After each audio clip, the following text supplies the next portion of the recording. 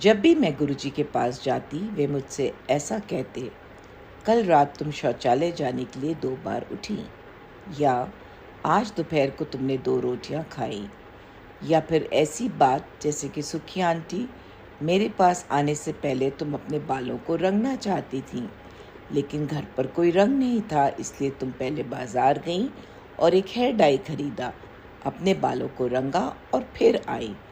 हम सभी को आश्चर्य होता था कि उनको कैसे पता चलता था।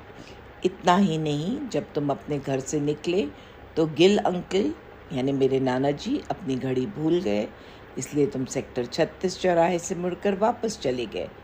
क्या ये सही नहीं है? गुरुजी ने पूछा। हाँ गुरुजी, बिल्कुल ऐसा ही हुआ, मेरी माँ ने जवाब दिया। मैं अक्सर सोचती थी कि उन्हें ये सारी छोटी छोटी बातें कैसे पता थीं, लेकिन कभी उनसे पूछने का मौका नहीं मिला।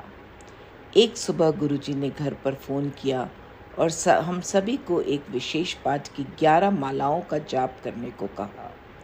उन्होंने कहा कि प्रार्थना के मनकों का उपयोग ना करें, बल्कि मालाओं की संख्या का हिसाब रखने के लिए 11 बादामों का उपयोग करें और इसके स्थान पर मोतियों के रूप में 108 काले चने का उपयोग करें। यह पाठ कुछ महीनों तक हर सुबह 2 बजे किया जाना था। कहने की ज़रूरत नहीं है, मुझे ये पाठ बहुत कठिन लगता था और मैं कई बार जाप के बीच में ही सो जाती थी और माँ मुझे उठाकर सब कुछ फिर से करने के लिए कहती थी। हर सुबह अपनी प्रार्थना शुरू करने से पहले मैं गुरुजी से ये अवश्य कहती थी कि वे मुझे फिर कभी ऐसी बोलने में कठिन पाठ ना दें। एक दिन जैसे ही मैं सोने लगी थी, मैंने फिर से सुना और महसूस किया कि किसी ने मेरा कंबल खींच लिया और उसे मेरे पैरों के पास अच्छे से मोड़ दिया।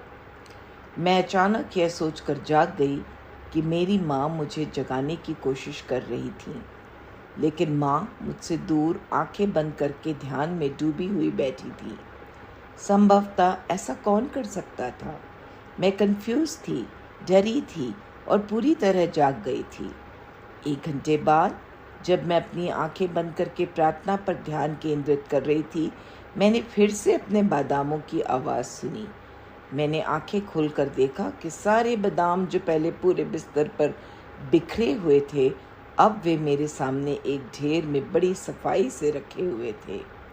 मैंने फिर माँ की तरफ देखा, लेकिन वो दूर बैठी थीं और ऐसा नहीं कर सकती थीं। मैंने माँ को उस समय अपने साथ घटी ये 2 घटनाओं के बारे में बताया।